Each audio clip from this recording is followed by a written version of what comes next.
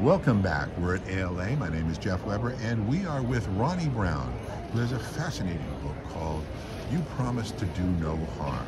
This is really universal in the problems that a lot of us are facing, but especially where you come from. So briefly, tell us a little bit about yourself and why you wrote the book. Okay.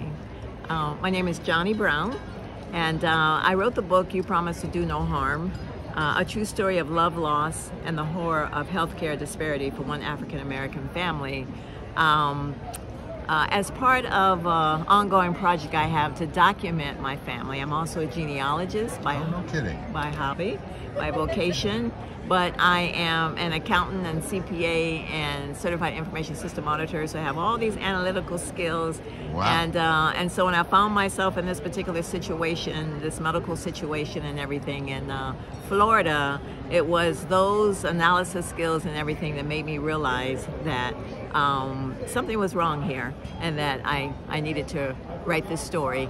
And because of my genealogy background, I said I want this story to be there for my grandkids, great-grandkids, and other descendants so that they could hear it from the horse's mouth as to exactly what happened to my husband and myself. Well, you mentioned that something happened to your husband in the hospital every day that you wondered what had happened, and could you tell us about some of those nights and how it led you to write this book? Yes.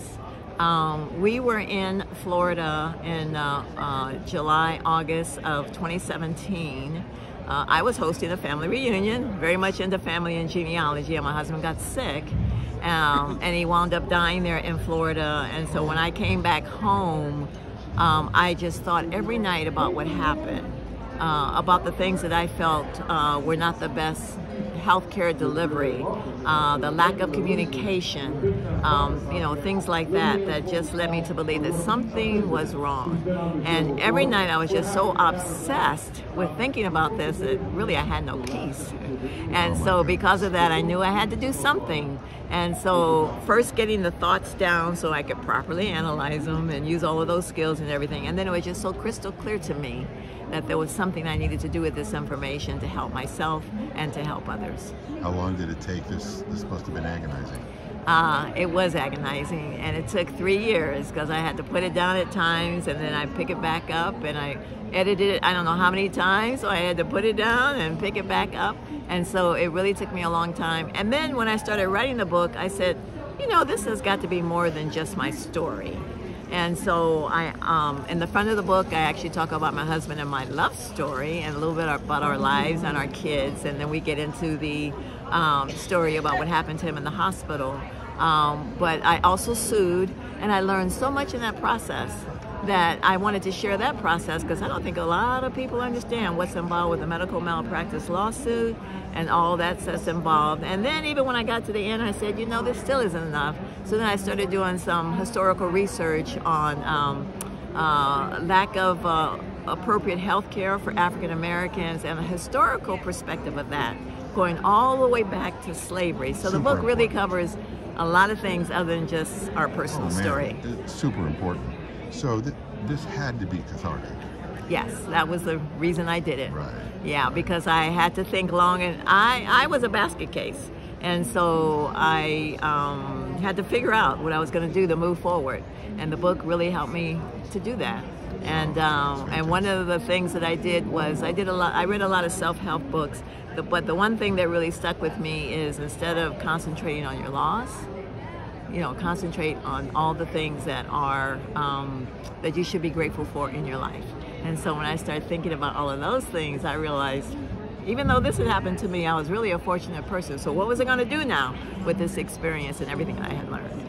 I think that's fantastic. So it's kind of a self-help book because everybody has family members that have died and hits them hard, and right.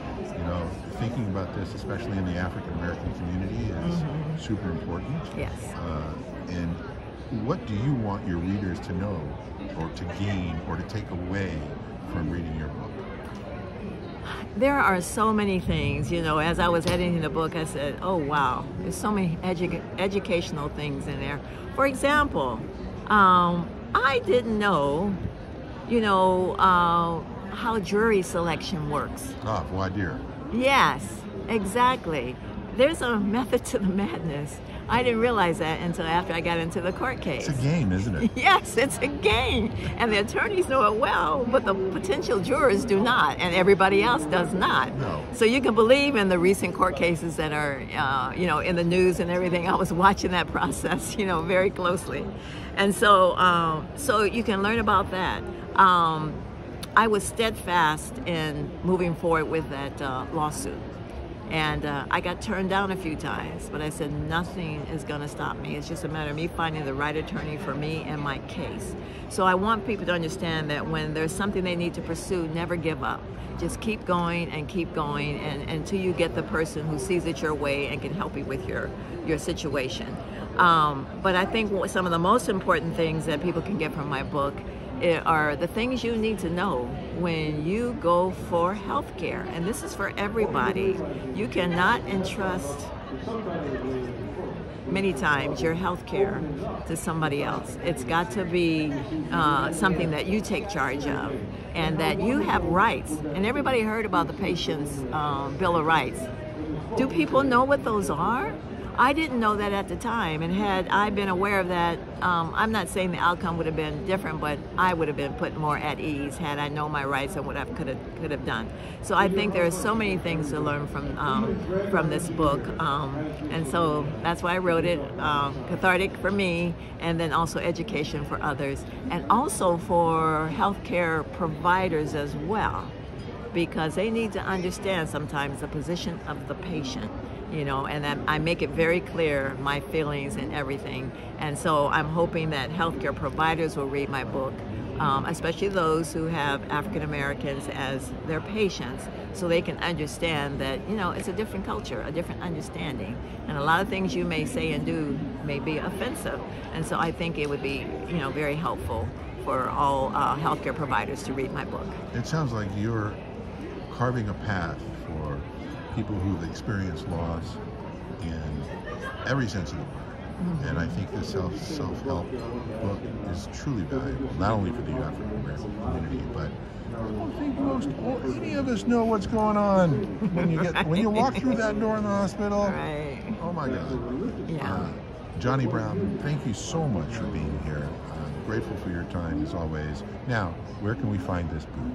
Well, the book is on Amazon, of course, and it's on other places too, Walmart.com. Yeah, so it's readily available. You have a website? Yes, I do. It's JonnieRamseyBrown.com.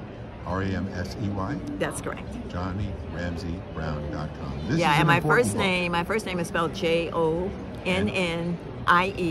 Ramsey, R-A-M-S-E-Y, Brown, very easy, like the color.com. Perfect. This is an important book, folks. I'm looking forward to it. Thank you, Jonnie.